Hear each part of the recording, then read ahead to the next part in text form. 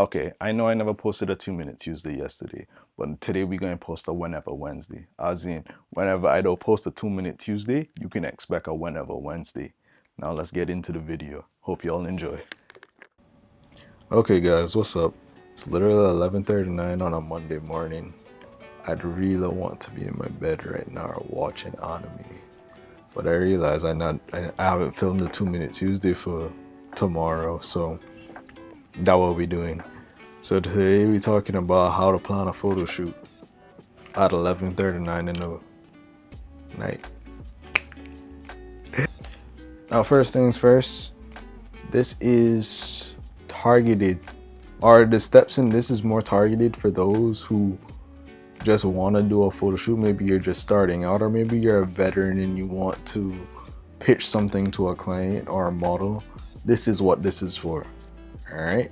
But I feel like the steps in this can be followed through, probably not in the same order, but in any circumstance where you need to do a photo shoot. So let's start. So what I'm gonna call step one is find references and inspiration. You may be wondering, what is the difference between inspiration and reference, right? So let's start off with inspiration. What is inspiration, right? Inspiration can be viewed as an idea, and you can get ideas from anywhere.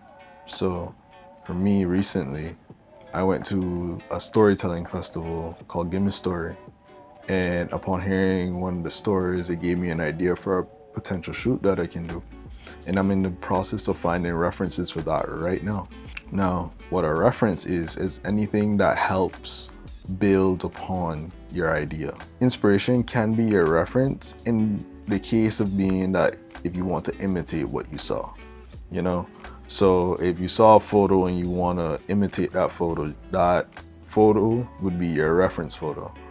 But if you see a photo and you want to make something new out of it or improve it, that would still be your reference photo, but you would have other photos stacked on top of that to get the idea of the look that you want to get.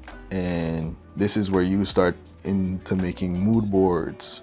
Maybe upon trying to find reference, you find some pictures or videos of the color grade you want, and others have the composition you want, and others just have the vibe that you're going for. That's essentially what references are, and then you use all of that information to formulate a shot list. And that's why the first step is find reference and information to build that shot list, because once you have that shot list, you're able to maximize the amount of time that you have because you already know what you want to shoot. So step two, organize your gear. All right. Now, I am very fortunate to be doing this a while, so I've been able to save up money and buy gear as I go.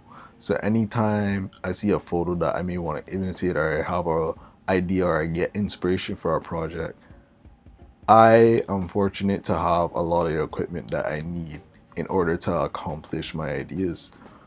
But sometimes I don't, and realistically for a lot of people, they don't. So what you can do is rent. And I feel like you shouldn't be afraid to put money into your own projects, because if you don't put money into your own projects, how do you expect people to pay you to take photos of them? Now that you have that all those reference photos, you're able to figure out what you want or what you need to bring your idea to life. So you may need a light, you may need a tripod, you may need a strobe, you may need a projector mount. This is all things that you should get planned out before you even talk to a model or anything. See that you can even get these things to begin with. And then, so step three, organize a location and time. Going back to your reference, if your references call for a studio, your inspiration, if your idea calls for a studio, rent a studio. If you don't have a studio, most likely you don't have a studio, and that's fine. Like, I know a local studio, Keep Creative, I'm pretty sure their rentals is $75 an hour. That comes with your choice of backdrop, light stands, and lights. Don't quote me on that, but I'm pretty sure that's pretty much what you get for $75 an hour. And that's a lot, really, because you're only really renting the studio. So I feel like a lot of people should take advantage of that. But if your idea calls for an outdoor shoot, where do you want it to be? Where does it need to be? The beach? You might have to go location scouting. You might already have an idea in your head. Just jot that down on paper, add that to the plan. Step 4, find your model. This all goes back to step 1. Because you have your idea in your head now of what you want to shoot, you should have an idea of your ideal model, you know? And then all you have to do is find models in your area that fit that description. Send them a DM. You find out what it takes to shoot with them. You pitch them the idea and you shoot. That's it. That's literally it. That's how you plan a photo shoot. You already have your shot list. You just follow through your shot list, get what you want to get. Model might have some ideas. You take those into consideration.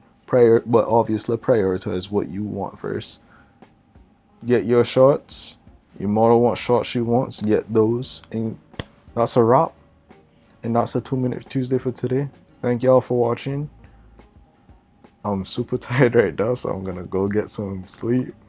And I really hope y'all enjoyed. Like, comment, and subscribe. You got any tips for me? Let me know in the comments. I really appreciate y'all. Good night.